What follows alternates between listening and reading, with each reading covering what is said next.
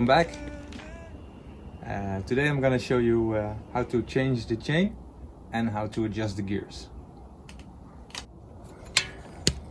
So to remove the power link, we use the tool.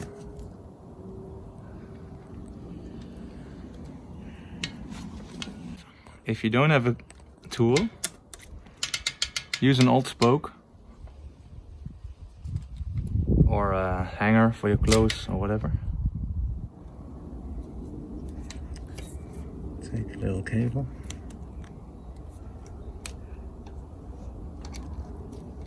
And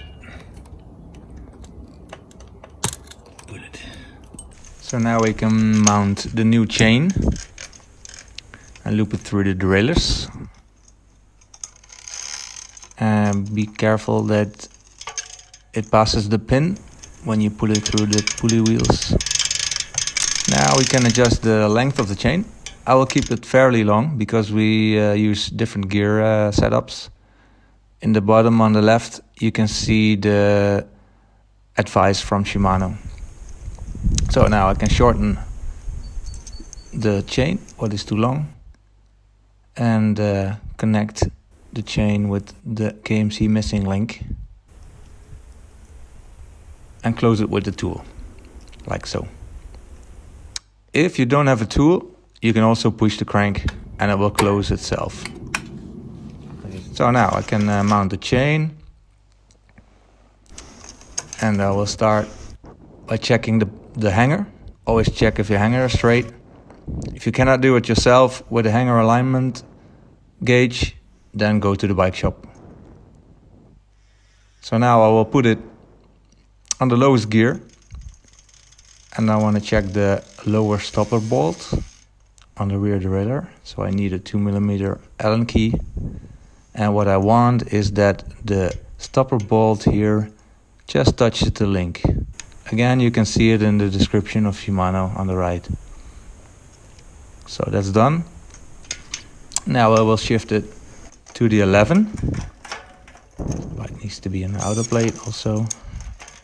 And now I want the top stopper bolt. I'm gonna turn it until the derailleur starts moving, so I know it's touching. And then I counterclockwise turn it by 1 turn. Sometimes this is too much. Check it by hand, and then you just turn it 3/4 of a turn. The next one is the top stopper bolt of the front derailleur. Turn it until there's 1 or 2 millimeters play between the chain and the outer plate of the front derailleur. And the next one we can adjust is the tension of the derailleur. You want the top pulley wheel to move freely from the biggest sprocket, and you can check it by the noise. It shouldn't make any noise. Next up is the front derailleur. Hold the A junction button and you can move the front derailleur with the left shifter, like so. And trim it until the front cage just moves freely. You only need 0.5 millimeter between the chain and the inner plate of the front derailleur. So the same thing works for the rear derailleur. You can trim it with the right shifter, up or down. So put it on any sprocket and then trim it up until you hear a little rattling noise, and then give it 4 or 5 clicks down. This should be already close to perfect. Check it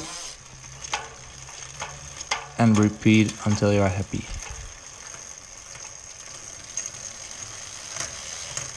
The shifter should move up and down really fast and run smooth.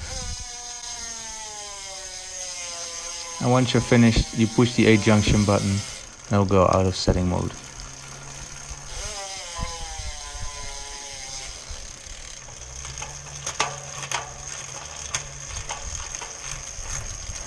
So a few things I can tell you about the i2 is how to put it in synchro mode. If you hit the A junction button fast 2 times, you can change the setting mode. like so. This is setting 1, is manual. Setting 2 is semi-synchro. And setting 3 is fully synchronized. And finally, I can show you the crash mode reset. Hold the A junction button until the rear derailleur starts shifting by itself.